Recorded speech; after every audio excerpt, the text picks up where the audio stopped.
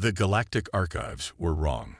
Senior archivist Vera next stood motionless before the central viewing screen of the Aetherian science vessel, Eternal Curiosity, her four eyes fixed on the readings that defied everything she had learned in 3 centuries of stellar cartography. The planet before them shouldn't exist, at least not in this state. "Run the analysis again," she commanded, her crystalline voice carrying an edge that made her junior researchers twitch. There must be an error in our instruments. But the holographic displays remained unchanged. The third planet of this unremarkable yellow star continued to broadcast its impossible existence across every sensor they possessed. A Class X Deathworld, supposedly uninhabitable, teeming with not just life, but civilization. Honorable Archivist, her second-in-command, Kexlin, approached with careful steps. "We've confirmed the readings 27 times. The planet matches all criteria for Class X designation. Extreme temperature variations, aggressive atmospheric composition, high gravity, constant tectonic activity.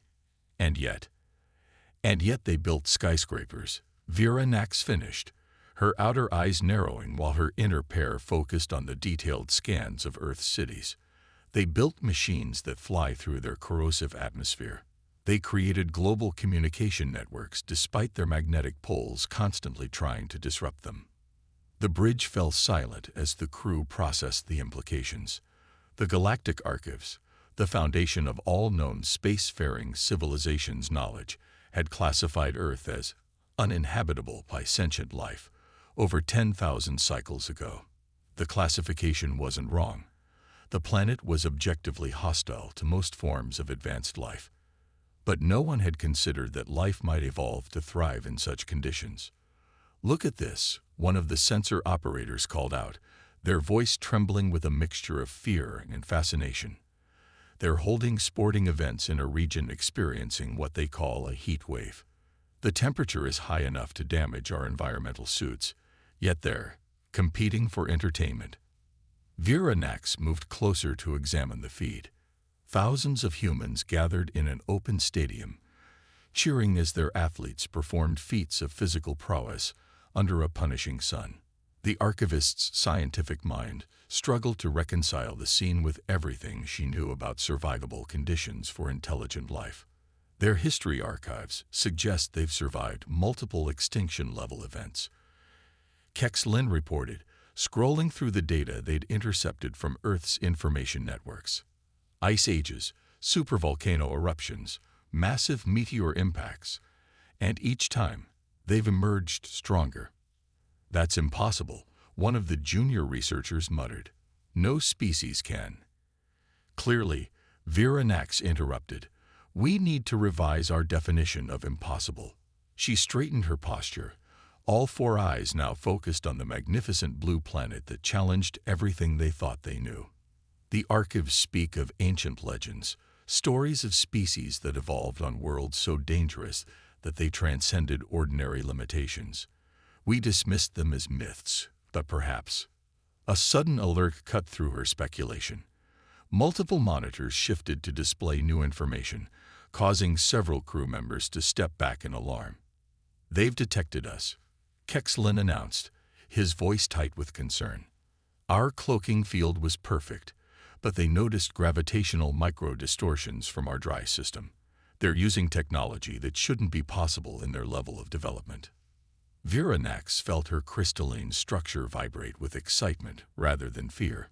In all her centuries of exploration, she had never encountered anything like this. These humans hadn't just survived on a death world. They had mastered it, turned its very hostility into a forge that strengthened them. "They're broadcasting a message," the communications officer reported. "It's being transmitted on multiple frequencies, using a surprisingly elegant mathematical progression to ensure we can decode it." "Display it," Vera Nax ordered. The message appeared in the center of the bridge, translated by their systems into standard galactic script. "To our visitors from the stars, we see you. We come in peace and offer friendship, but we stand ready to defend our home if necessary. Your choice." A ripple of nervous energy passed through the crew. The message was both a welcome and a warning, demonstrating a sophistication that went far beyond mere technological advancement. "Prepare a response," Vera Nax commanded, her decision already made. The archives would need to be updated, centuries of assumptions would need to be questioned, and the galaxy would need to prepare for the emergence of a species that redefined what was possible. "What do we say?" Kexlin asked, his fingers hovering over the communication console. Vera Nax's outer eyes curved in what her species considered a smile. "Tell them the truth. Tell them that we come seeking knowledge, and that they have already taught us more in these few moments than we have learned in centuries. Tell them." She paused, considering the weight of her next words. "Tell them that the galaxy has been waiting for them, even if we didn't know it." As the message was transmitted toward Earth, Vera Nax began composing her report to the Galactic Council. How does one explain that everything they thought they knew about the limits of life, intelligence, and adaptation was wrong? How does one describe a species that looked at a world that should have killed them and instead turned it into their strength?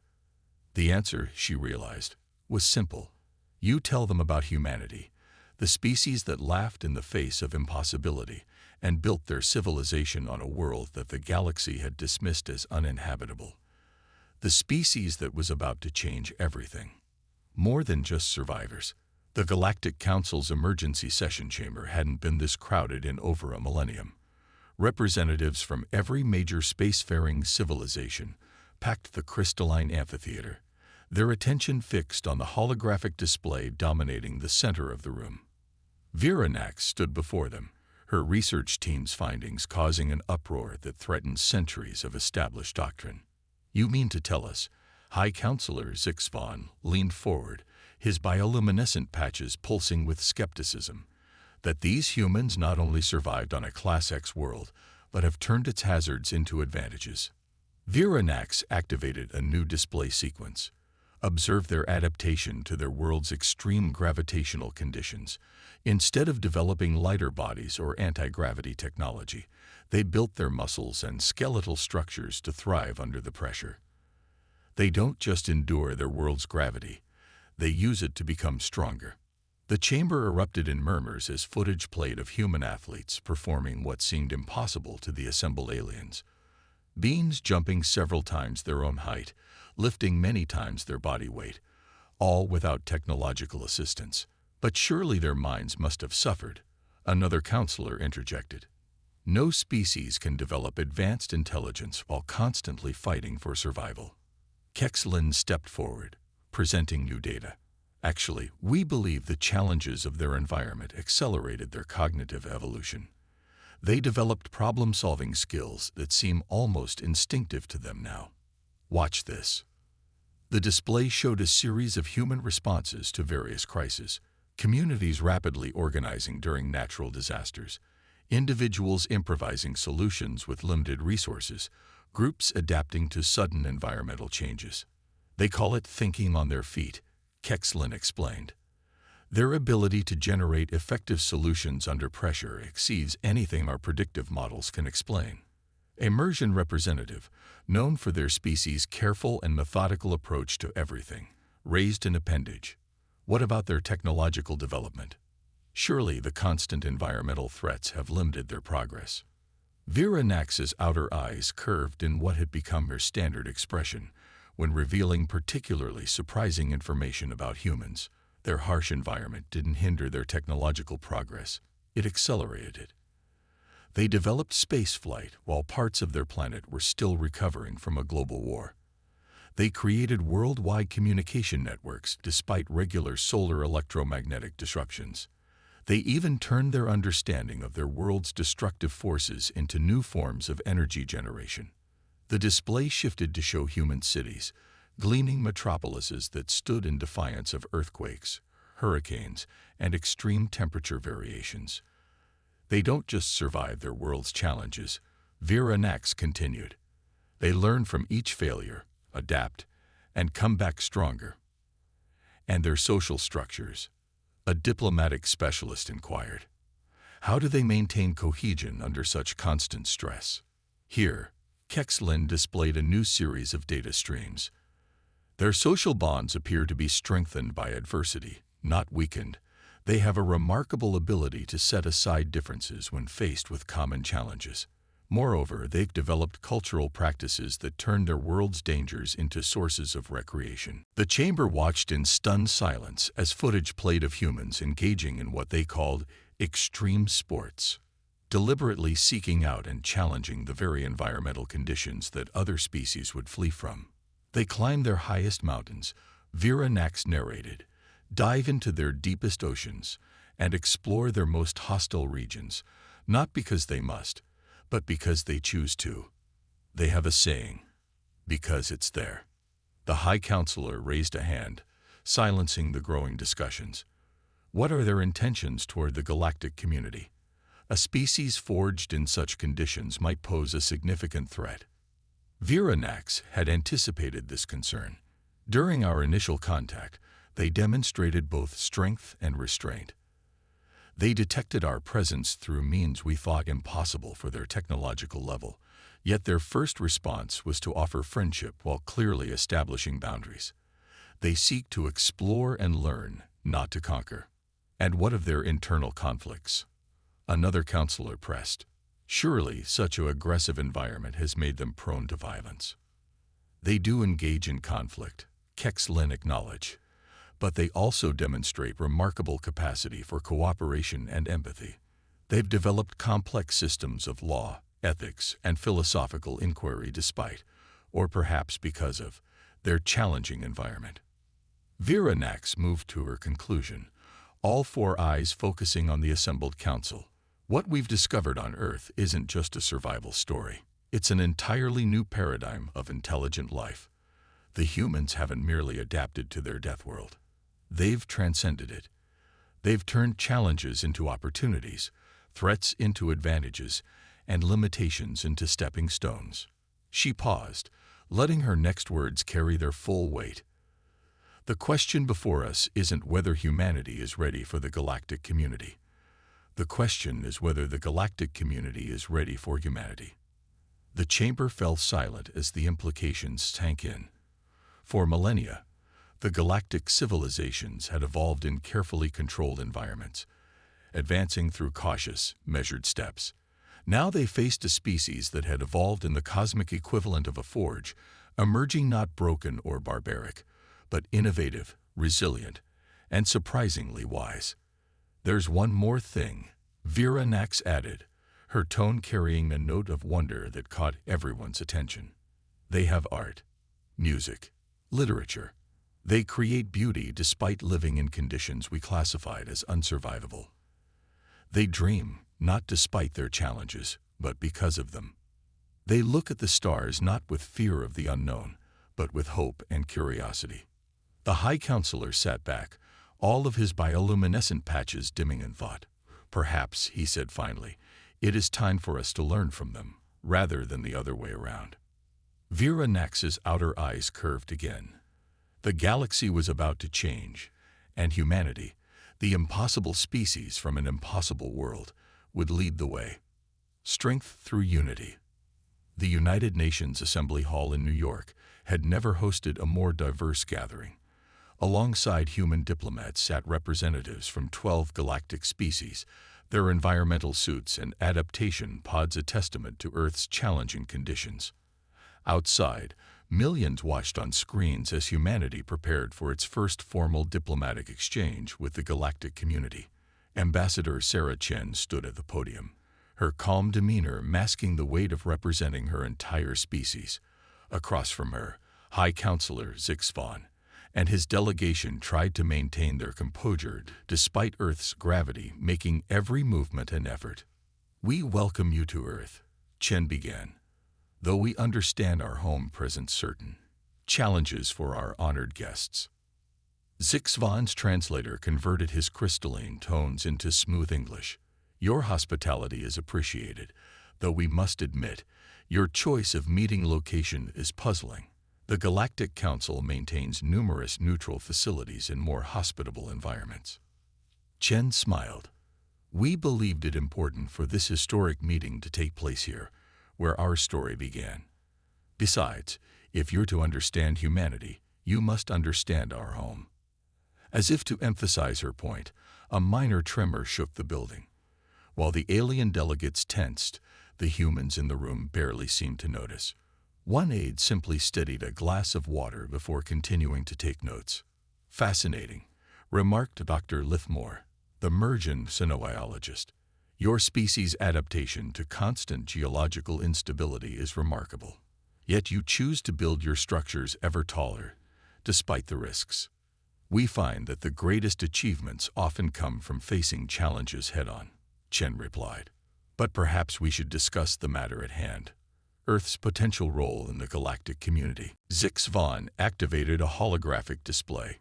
"Yes, we have reviewed your technological capabilities, social structures, and historical records.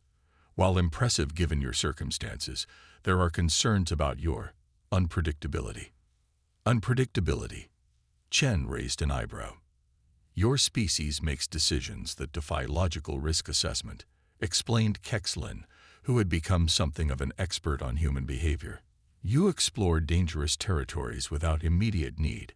You experiment with potentially hazardous technologies, and you seem to actively seek out challenges." The human delegates exchanged glances that mixed amusement with pride. Chen leaned forward slightly. "Those very traits have enabled our survival and progress. We call it innovation, curiosity, courage." The discussion was interrupted by urgent messages reaching both human and alien delegates simultaneously. A massive solar flare was approaching Earth, far larger than anything in recent records. The alien representatives immediately began calling for evacuation protocols. Chen raised her hand for attention. "Please, remain calm. Our planetary defense systems are already responding."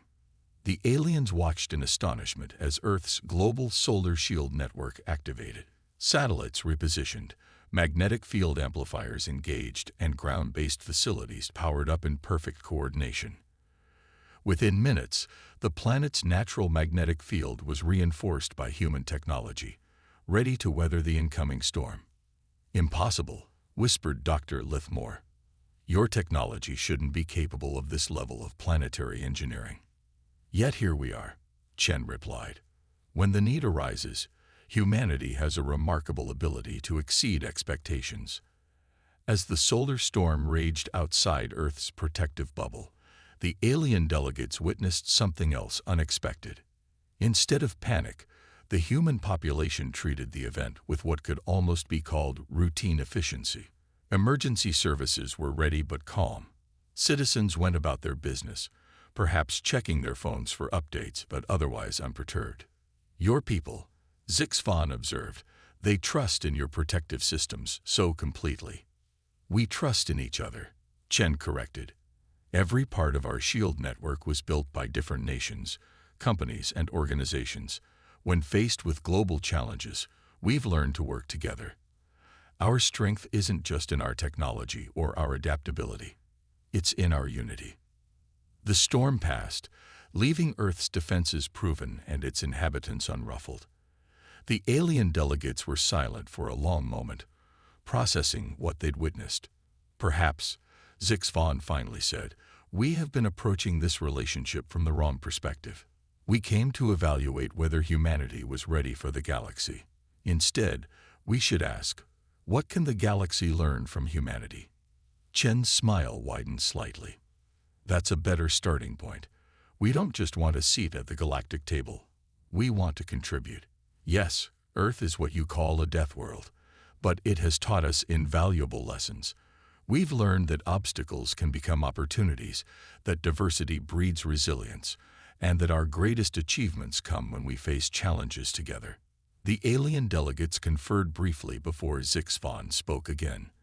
"The Galactic Council has never admitted a species from a Class X world into its ranks. There are no protocols for this situation." "Then we'll help you write them," Chen replied without hesitation. "After all, adapting to unprecedented situations is something of a human specialty." The meeting continued long into the night, but its tone had fundamentally shifted. The aliens no longer saw humans as primitive survivors of a hostile world, but as potential teachers, a species that had turned adversity into advantage and isolation into strength. As the discussions concluded, Dr. Lithmore approached Chen privately. "There is one thing we still don't understand," the xenobiologist admitted. "Why do your people seem to embrace challenge so readily? Most species seek to minimize risk, to avoid danger." Chen considered the question carefully. "Perhaps because we've learned that comfort doesn't lead to growth. Every challenge we've faced has made us stronger, smarter, more resilient. We don't just survive our challenges, we learn from them, grow through them. That's not just our history, it's our future." Outside, the New York skyline glittered against the night sky, its towers reaching upward despite gravity, despite earthquakes, despite everything that said they shouldn't stand. It was, Chen thought, a perfect metaphor for humanity itself, defying the impossible simply because someone said it couldn't be done. When worlds collide. The message from the Galactic Council arrived 3 months after the first diplomatic summit. It was delivered by Vera Nax herself, who had become an unofficial ambassador between Earth and the wider galaxy. The council chambers in Geneva fell silent as she activated her holographic projector. "Honorable representatives of Earth," she began. All 4 eyes focused on the assembled human delegates. "The Council has determined that standard integration protocols are insufficient for your unique case.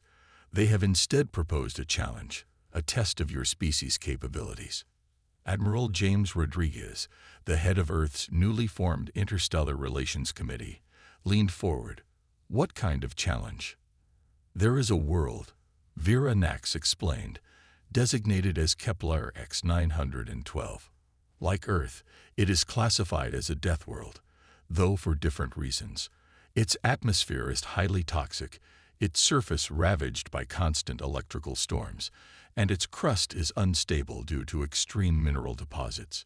All previous attempts at establishing research outposts have failed catastrophically." The hologram shifted to show a swirling purple-gray planet, its surface occasionally illuminated by massive lightning strikes. "The Council proposes this. If humanity can establish a sustainable presence on Kepler X 912 within 1 standard galactic year, Earth will be granted full membership in the galactic community, with all associated rights and privileges." The human delegates exchanged glances. Dr. Maya Patel, head of xenogeology, was already studying the planet's readings with intense interest. "Those mineral deposits, they're energy-conducting crystals, aren't they?" "Correct," Vera Nax confirmed. "The same type used in most advanced galactic technology. Previous attempts to mine them have proven impossible due to the electrical storms they attract." Admiral Rodriguez's expression remained neutral, but there was a glint in his eye. "And we have 1 year to succeed where others have failed." "Yes, the Council believes this will demonstrate whether humanity's adaptability is truly as remarkable as preliminary observations suggest." Vera Nax paused. "I should note that many consider this challenge impossible. Several Council members protested that it was tantamount to sending humans to their death." A soft chuckle rippled through the chamber. Dr. Patel was already pulling up more data on her tablet. "Admiral, those crystal formations, they remind me of the patterns we found in the Indonesian archipelago. The ones we used to build the Pacific Shield Array," Rodriguez finished, a smile finally breaking through his professional demeanor. "Vera Nax, please inform the Council that we accept their challenge." The alien archivist blinked all 4 eyes in succession. "You haven't asked for time to consider, to analyze the risks." "Oh, we'll do plenty of analysis," Dr. Patel assured her, "but we already know we're going. This is exactly the kind of challenge humanity lives for." What followed was unlike anything the galactic community had ever witnessed. Rather than approaching the problem with careful, centuries-long planning as other species might have, humanity attacked it with characteristic enthusiasm and unconventional thinking. Teams from every nation contributed their expertise. Indonesian engineers who had mastered geothermal energy extraction worked alongside Russian specialists in extreme environment survival. Australian experts in managing electrical storms collaborated with Brazilian atmospheric scientists. Chinese mining technology merged with Canadian cold weather engineering. The first human ship arrived at Kepler X912 3 months later. The Galactic observers watched in horror as the vessel intentionally flew into one of the electrical storms rather than avoiding it. "What are they doing?" Kexlin demanded, monitoring from a safe distance. "They'll be destroyed." But the ship emerged intact, its hull crackling with absorbed energy. Dr. Patel's voice came through the comm system, excited rather than frightened. "Just as we thought. The storm patterns are nearly identical to the ones we get in the upper atmosphere back home. We can use them." What unfolded over the next 6 months defied all galactic understanding of colony establishment. The humans didn't try to fight Kepler X912's hostile environment. They worked with it. They built their first base inside a massive crystal formation, using the natural conductivity of the minerals to channel the constant electrical storms into power generation. When the acidic atmosphere corroded their first set of environmental seals, they developed a new polymer inspired by deep-sea creatures from Earth's most extreme environments. When tectonic activity threatened their mining operations, they created a flexible foundation system based on principles learned from Earth's earthquake-prone regions. 4 months before the deadline, the first permanent human settlement on Kepler X912 was operational. 2 months after that, they were extracting and processing crystals at rates that the galactic community had deemed theoretically impossible. But it was what they did next that truly shocked the Council. "You're sharing your techniques?" Viranax asked incredulously, watching as human engineers taught their methods to representatives from other species. "Of course," Rodriguez replied. "The challenge wasn't just about proving we could do it. It was about showing that these impossible worlds can be made accessible. Why keep that knowledge to ourselves?" The Admiral gestured to the bustling colony displayed on the main screen, where humans worked alongside aliens, teaching them the art of thriving in hostile environments. "Besides, we've learned that the best way to handle any challenge is to face it together. That's something else Earth taught us." In the end, humanity didn't just pass the Council's test. They'd rendered it obsolete. They'd proved that Deathworlds weren't just survivable. With the right approach, they could become thriving centers of innovation and cooperation. When the Council convened to officially admit Earth into the galactic community, High Counselor Zix Vaughn added an unprecedented addendum to the ceremony. "Let it be noted that humanity has not merely earned their place among the stars. They have shown us that our own limitations were largely self-imposed. In challenging them, we ended up challenging ourselves." As the ceremony concluded, Dr. Patel turned to Viranax with a grin. "So, any other impossible planets you'd like us to take a look at?" The archivist's outer eyes curved in what had become her signature expression of amused resignation. She was beginning to understand that with humans, the word impossible was merely the starting point of a new adventure. Rewriting the rules. 5 years after Earth's admission to the galactic community, the Great Hall of the Galactic Central Archives barely resembled its former self. Where once stood rigid rows of data crystals containing carefully categorized knowledge, now sprawled an interactive learning center that would have been unthinkable just a few years ago. Viranax, now chief curator of interspecies knowledge exchange, watched as a group of young aliens from various species engaged in what humans called a hands-on workshop. They were learning about adaptation techniques by actually experiencing controlled environmental challenges, a teaching method that would have been considered dangerously irresponsible before humanity's influence. "Still getting used to the changes?" Ambassador Chen asked, approaching the archivist with a knowing smile. "Every day brings something new," Viranax admitted. Her outer eyes curved in what she'd learned was her own version of a human grin. Just this morning, Immersion Youth asked if they could intern on a volcanic research station. Immersion, voluntarily seeking out heat. The archive's central display showed a real-time map of what had become known as the human approach, spreading through galactic civilization. Dozens of formerly impossible worlds now hosted thriving mixed-species colonies. Trade routes crossed through regions once deemed too hazardous for travel. Research stations operated in environments that the old archives had classified as permanently inaccessible. The latest statistics are remarkable, Kexlin announced, joining them with a fresh data tablet. Interspecies cooperation on challenging environments has increased by 300%. Scientific breakthroughs in adaptation technology have quadrupled. And perhaps most surprisingly, we're seeing spontaneous cultural exchange in areas we never expected. He gestured to another section of the archives where a Ziltran artist was teaching a human child their species' traditional crystal-growing techniques, while nearby, a human instructor demonstrated Earth-style rock climbing to an enthusiastic group of alien athletes. It's not just about technology or survival techniques anymore, Chen observed. We're seeing a fundamental shift in how species interact with their environment and each other.